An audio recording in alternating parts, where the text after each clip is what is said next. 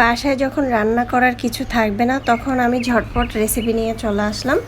প্রথমে একটি ছোট সাইজের আলু কুচি করে নিয়েছি, আর এখানে 2টির মতো পেঁয়াজ কুচি করে নিয়েছি, 4-5টা কাঁচামরিচ কুচি করে নিয়েছি।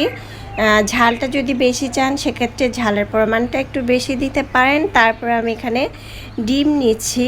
আমি এখানে 3টি ডিম নিব। আপনারা চাইলে 1টি বা 2টি ডিম দিয়েও কিন্তু এই রেসিপিটি করা যাবে। বাসায় যখন ডিম অল্প থাকবে সেক্ষেত্রে আপনারা 1টি বা 2টি ডিম দিয়ে পরিবারের সবাই কিন্তু এই রেসিপিটা খেতে পারবেন। তো 3টি ডিম এখানে নিয়ে নিলাম। তারপর আমি এখানে দিয়ে দিব পরিমাণ মতো লবণ দিয়ে ভালোভাবে প্রথমে আলু পেঁয়াজ এগুলো একটু ভালোভাবে মেখে নিব। আর আলুটা কিন্তু আমি গ্রেট করে নিয়েছি। অবশ্যই গ্রেট করার চেষ্টা করবেন, অথবা বটি দাও দিয়েও কিন্তু একদম চিকন চিকন করে কেটে নিতে পারেন। এখন ভালোভাবে একটু মেখে নিলাম, আর সামান্য একটু মরিচের গুঁড়া দিয়ে দিলাম একটু কালারের জন্য। আপনারা না চাইলে স্কিপ করতে পারেন, তবে দিলে সুন্দর একটি কালার আসে, সুন্দর একটি ফ্লেভার আসে। তারপরে একটি প্যানের মধ্যে তেল দিয়ে দিলাম। এখানে প্রায় 2 টেবিল চামচ তেল দিয়েছি। তেলটা দেওয়ার পরে আমি ডিমের মিশ্রণটা পুরোটা ঢেলে দিলাম।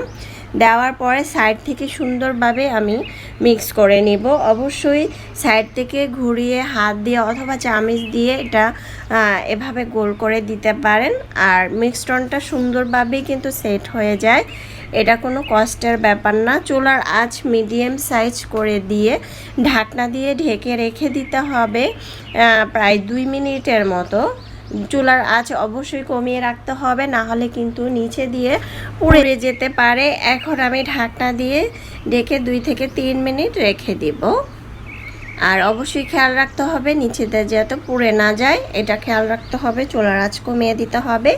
এখন ঢাকনাটাকে উঠিয়ে দিয়ে তারপরে আমি এটাকে উল্টিয়ে দিব। আমি কি করে উল্টাচ্ছি দেখতে পাচ্ছেন। প্রথমে আমি একটু ঢেকে নিলাম ভিতরে নিচে দিয়ে কোনো পরিমাণ কাঁচা আছে কি না। এই তো দেখতে পাচ্ছেন আমি সুন্দরভাবে কিন্তু এটা উল্টিয়ে দিয়েছি। এখন আমি কিন্তু আবারও এটাকে 2 থেকে 3 মিনিট চুলার আঁচ মিডিয়াম করে ঢাকনা দিয়ে ঢেকে রেখে দিব। এটা কিন্তু অবশ্যই 2 থেকে 3 মিনিট চুলার আঁচ কমিয়ে দিয়ে ঢাকনা দিয়ে ঢেকে রাখতে হবে। তারপরে আমি একটি বাটিতে পরিবেশন করে নিয়েছি। মাশাআল্লাহ, দেখতে যেমন সুন্দর হয়েছে, খেতেও কিন্তু আলহামদুলিল্লাহ। আশা করছি রেসিপিটি আপনারা ট্রাই করবেন। এখন তৈরি হয়ে গেল ঝটপট মজাদার রেসিপি। এখন ছুরির সাহায্যে কেটে নিচ্ছি। 3টি ডিম দিয়ে আমাদের বাসা পরিবারের সবাই কিন্তু আমরা এটা দিয়ে গরম ভাত খেতে পারবো, অথবা নাস্তা হিসাবেও খেতে পারবো। দেখুন 3টি ডিম দিয়ে প্রায় 7-8টার মতো কিন্তু রেসিপি হয়ে গেল। তো চাইলে এভাবে ট্রাই করতে পারেন, খেতে অসম্ভব মজার হয়েছিল। এখন আমি পরিবেশন করে নিচ্ছি গরম গরম। আল্লাহ হাফেজ, এনজয়।